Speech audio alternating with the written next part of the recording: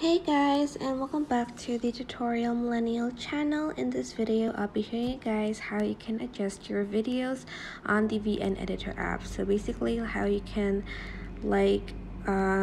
crop, mirror, flip, etc. So you're just going to find these options over here. To crop, you're just going to press crop, and then there's a lot of options to choose from, or you can freehand crop it like this. And then when you're done, you're just going to press the checkmark button. You can also mirror the video. You can also flip the video. You can even fit the video to the whole screen.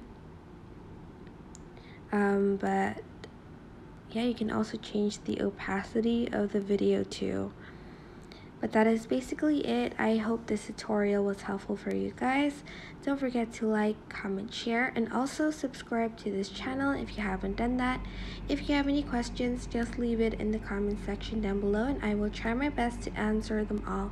Thank you so much for watching. Bye!